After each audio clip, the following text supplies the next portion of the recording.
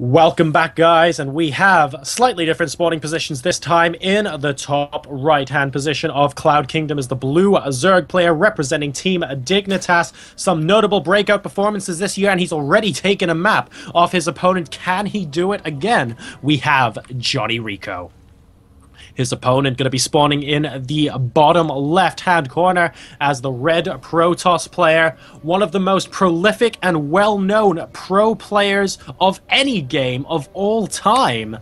What will he be able to do in this particular series? Ladies and gentlemen, we have Grubby. Now, Grubby's put his first pylon on the high ground. It doesn't look like he's going to be putting a forge at his choke point on the low ground at any point soon. It's possible he's just going to be using that to wall up with a gateway, cybernetics core, and the like, simply because the choke is slightly smaller than it was, for example, on Daybreak, where he used his forge as part of the wall off. In the meantime, JonnyREcco still going to continue drilling on. Not too much to talk about at the moment. It's likely he's just going to be going for his hatchery as soon as practically possible. Wants to make sure that there are no annoying, pesky probes popping out to try and block his hatches. And Grubby is going to go for that forge, indeed, back up in his main base. So that forge has just gone down. The probe is going to be moving out at a timing to try and disrupt JonnyREcco from putting down any hatcheries. He's already up to 15 supply.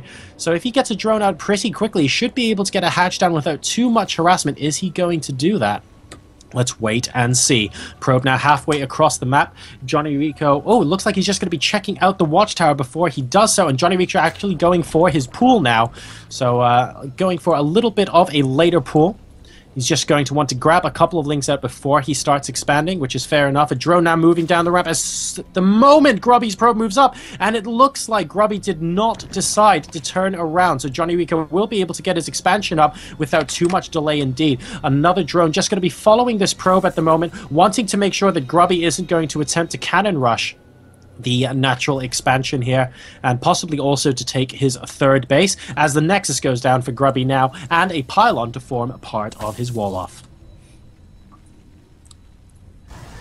In the meantime, just still work is being produced from both sides here. We see the drone actually moving back into the main base. Now he knows that links are going to be on the way soon. Only two being produced this time, interestingly, from JonnyREcco.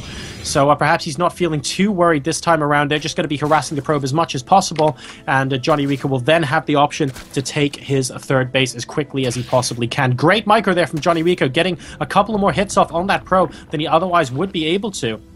But he's not currently sending a drone out to the third with this, interestingly enough. He's waiting for the probe to get out of the way and move away before he sends that drone down to make his third base. So he doesn't want Grubby to see that the drone is already there and, as a consequence, immediately put down that pylon. He is instead going to be chasing that probe all the way back to his base as JonnyREcco safely takes his third. So this is probably the closest to the absolute most normal opening we've seen in this series between Grubby and JonnyREcco so far. Not too much is going on. We didn't see too much harassment from both sides. Both players are just electing to allow the other to do their thing. And then we're going to be moving on in a little bit. It looks like that Overlord was tickled slightly by that cannon. Doesn't really want to be staying there too much longer. He's probably going to be moving up to the high ground roundabout here to see if he can get a little bit of a gas timing here. It's also a great place for Protoss to try and hide some tech here when we know that there are no Overlords in this location, because it's very difficult for someone to come scout here, especially this location where the forge is now as well. That's going to be a lot of ground to cover by an Overlord, and in the meantime, of course, sentries and those stalkers will be able to pick them off at will.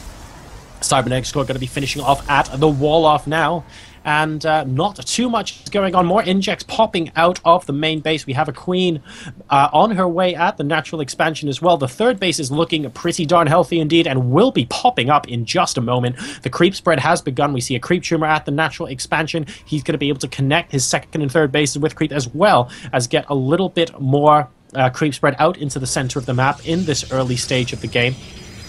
And Grubby, in the meantime, has elected to go with his robotics facility first this time. So he's not going to be going for any sort of super early gateway pressure. It doesn't look like he's going to be going straight into Twilight Council or anything like that. He's just going to be playing this fairly normal. And I would not be surprised to see an Observer pop out. Of course, Blink Observer is a viable play on this map, especially with so much cliff space around the main base. It just makes harassment so unbelievably effective. We saw Rain, for example, in the GSL do this really, really well indeed, where you Have your stalkers here, harass the third, blink up into the main base when the army gets out of position, harass the main. The army comes back into main and thinks, right, finally I'm going to clean you up. Blink back into the third base and just constantly harass them. And then all the meantime, we have a death ball moving up the natural ramp. Very, very effective way to try and kill your enemy here. Let's see, though, if that's actually what he's going for, because it doesn't look like it at the moment. We have the robotics facility actually going to be moving in with a warp prism. So we are going to see some very early warp prism-based play here from Grubby. I wonder what his plans are, and oh my goodness, I think plans are just being revealed. Cancelling the robotics bay when he saw that the Overlord was coming in. Does not want JonnyREcco to know that he has this place specifically put down for this map. I wonder if a robotics bay is going... Yes, it is. It's going up next to the Forge instead. So we have Warp Prism and a Colossus possibly coming out. Are we actually going to see Colossus drops? If we do, my head might actually explode. We've got an observer moving out now through the center of the map. Just going to make sure there aren't any additional overlords that might be able to block this kind of play here. Making sure the overlords all disappear and go away. And it looks like that one's going to survive with only 18 hit points. So the observer knows that. Going to try and stop the scouting from JonnyREcco a little bit later on. Grubby also sees that there's an overlord here as well, so needs to be just a little bit careful. I think he will be, though. I'm pretty sure he'll have units in place to stop that scout from going down. And here we go. +1 armor on the way now for Grubby. And the Colossus is now being chrono boosted out of that robotics facility in addition to that Forge upgrade. Really cool stuff coming out of here on Cloud Kingdom. In the meantime, it looks like one Zealot is going to get caught in the middle of the map. Nice micro by the Zerglings on JonnyREcco, but unfortunately, Grubby is still going to lose that Zealot. His micro isn't going to be good enough. JonnyREcco lost 2 Zerglings there. Relatively even trade. And we have got a Warp Prism with 3 sentries and a Stalker coming out, so it's not going to be the Colossus drops we were all potentially hoping for. JonnyREcco sees this with the Overlord actually on the top position of the map, so he knows exactly what's coming at the moment, and everything immediately gets dropped. And this Overlord is going to go down. Now, will he continue with his plan here? The observer at the third base sees that the army is kind of here. There are some roaches and a queen. Needs to be very, very careful with this. Are we going to be using the sentries to try and force field off these? Or what are we going to be doing with them? Here we go. Moving out into the third base location. Probably not the best idea. A lot of roaches there and have forced to use a little bit of force field energy to prevent any sort of that going on. In the meantime, moving back into the natural. 3 force fields going down, trying to isolate the queen. Able to do so by the looks of things. The queen at least is going to go down here. And in the meantime, an Overlord, by the way, was on top of the tech, which means that JonnyREcco now knows exactly what's going on here. He has seen a lot of gateways go down, and that is no small number. 8 gateways, ladies and gentlemen, with 2 Colossi and an Immortal potentially moving across the map here. Grubby is not looking to try and put this into the late game at all. He just wants to finish JonnyREcco fast and hard here. Extended Thermal Lance nearly complete for the Protoss player. And 8 gateways worth of warp-ins are about to come barreling down JonnyREcco's front door. Now, the supplies are currently 98 to 144, and the work supplies are 51 to 69 in JonnyREcco's favor. Will this timing actually work? A bunch of roaches coming in to try and counterattack against natural expansion here, picking off the Zealot, protecting the front. Going to try and pick off this pylon as well, but it looks like the army has come back, and my goodness, are their roaches going to get demolished quickly. That Immortal also doing a lot of damage to them, and Grubby resumes his march across the middle of the map. The Warp Prism might want to pick up those units and leave. Excellent micro there from Grubby as JonnyREcco goes up to 157 supply, continuing to produce roaches and lings. The Spire is about 90% of the way done, but that's not going to help him in this next engagement unless he gets a lot of units out very, very quickly indeed. And Grubby is taking his third base behind this, so a huge Colossus timing coming out of Grubby here. Very, very fast robotics bay, and trying to support that with 8 gateways as well. The Warp Prism now going to be moving out across the side of the map, trying to make sure that JonnyREcco isn't actually going for some sort of base trade kind of scenario there. Taking the watchtower area to make sure that there isn't any sort of flank. And now I think Grubby's going to feel a little bit better pushing out, but has his timing window passed because JonnyREcco is now up to 183 supply. He's making a lot of corruptors as well. So he is looking to go into that Broodlord composition soon, but he hasn't started, of course, that Greater Spire because we only have layer tech at the moment. Is that going to hurt him in the long run? The Corruptors are going to be really, really useful against these Colossi, but we might potentially see more Immortals pop out of Grubby, in which case the ground army from JonnyREcco is going to be quite weak against that if he starts going roach-centric again. So let's see what happens a little bit later on. Blink is now about a third of the way done. We have got +2 on the way for Grubby, and it's actually almost complete +2 missile attacks for JonnyREcco, who is now maxed out at 200 supply. These roaches are looking pretty fearsome on the creep with some corruptors in place as well to try and stop that. We have got some force fields going down from Grubby as he retreats, so it looks like, for now at the very least, JonnyREcco has held off the potential timing from Grubby, and instead he's going to be going for a bit of a counterattack against the third base location, possibly. One photon cannon going up. That's not going to be nearly enough, but fortunately, this army might just be. We have 2 gateways coming down now. That's going to help him try and SimCity this off, allowing his army to get a better engagement should JonnyREcco decide to move in for an attack. And it looks like he is poised to do just that, taking his 4th, 5th, and 6th bases at the same time, ladies and gentlemen. This is exactly what Zergs need to do. JonnyREcco is now maxed out, and he is expanding non-stop. And all of a sudden, Grubby's given him just a little bit of breathing space. He's allowed JonnyREcco to max out, expand.